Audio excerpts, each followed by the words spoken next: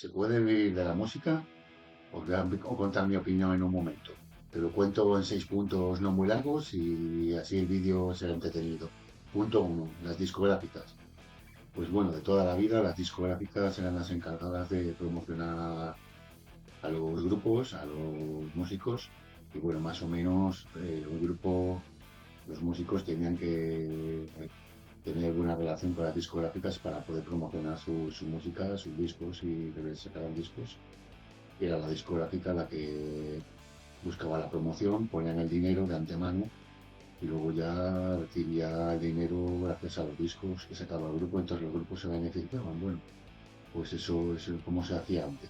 Las discográficas en eso estaban. Todos los grupos han pasado por esa situación, desde los Rolling, Jimi Hendrix, grupos de blues, y las casas discográficas siempre han tenido mucha potencia. Luego en los años 80 o en los años 90, cuando se sacaban discos, CDs, vinilos, pues bueno, pues es una industria que siempre ha estado a tope y bueno, siempre han ido promocionando a todo grupo que pudiera ser bueno en esto de la música. Y bueno, al final las discográficas tenían mucho peso siempre para decidir quién iba a triunfar o no iba a triunfar, más o menos porque eran los que ponían la pasta. Y más o menos así era la situación. Dos, hoy en día las plataformas digitales, que es lo que está más en el alza en el tema musical y en otros temas, pues las plataformas digitales generan muy pocos ingresos a los grupos que empiezan, ¿no? Entonces, bueno, pues otros grupos ya muy potentes, pongamos tipo Metallica o grupos ya muy afamados a nivel mundial, son los que todavía generan ingresos mediante ese sistema. Las plataformas digitales de todo tipo que todos conocemos, pues son las que ya son como una lanzadera porque la gente consume la música mediante plataformas y bueno, pero para los grupos pequeños pues no da, entonces todo está gestionado por las plataformas. Bueno, a pesar de que todavía sigue existiendo discográficas y bueno, sigue un poco de negocio ahí en esas dos facetas.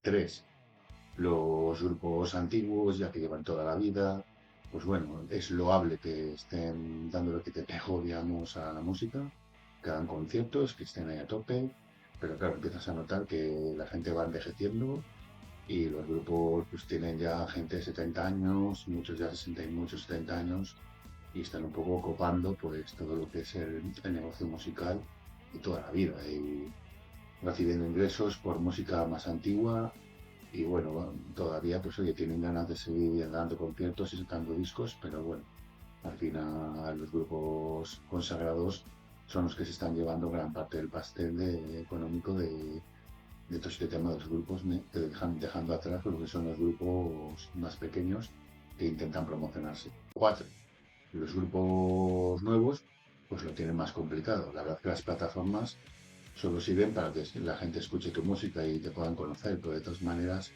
ya los discos te los tienes que producir tú y bueno, la música la tienes que mover tú sin tener que contar con nadie y bueno, tienes redes sociales que te puede servir para que te conozca la gente, pero en principio no es nada fácil. Cinco, un punto curioso, la inteligencia artificial, porque ahora mismo está José el autotune para la voz en los directos de muchos grupos, que parece que mejora la forma de cantar de la gente. Se está utilizando, o bueno, más o menos parece que hay interés en utilizar la inteligencia artificial para esto de la música. Y bueno, yo a pesar de todo, lo que me gusta es un buen grupo, tocando instrumentos y dando de sí, porque bueno, mi experiencia con la inteligencia artificial de momento no es satisfactoria a nivel letras, a nivel entendimiento o la forma de expresar el tema. Entonces, bueno, pues eso de inteligencia artificial, para el que la use, si le beneficia, pues bien está, pero yo no soy muy de utilizar inteligencia artificial para esto de generar música, creadores y grupos nuevos o grupos.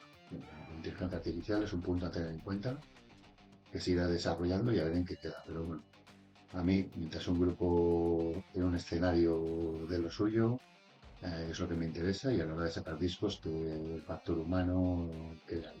Seis, esto ya es la conclusión. Pues la verdad que, bueno, es muy difícil vivir de la música, ¿no? Para un grupo nuevo, pues tienes que promocionarte por redes sociales y tal, y Pues los grupos antiguos siempre son los mismos, aquí en el rock español, en el rock internacional, pues por lo menos en el mundo del rock, que es lo que yo sigo, pues están los de siempre y los jóvenes o los grupos nuevos, muy difícil de promocionarse y bueno, la cosa está mal. Está claro que bueno, de antes igual alguna discográfica podía contar contigo y promocionar tu primer disco, ir haciendo contratos con discográficas y ahora mismo pues ya como el disco te lo produces tú, pues tendrás que mediante redes sociales buscar promoción y que la cosa vaya dando. Pero vivir de la música, a pesar de todo, es complicado porque no da. Claro, un músico, un grupo pretenderán por lo menos poder vivir de ello mes a mes y tener ingresos y eso es muy difícil.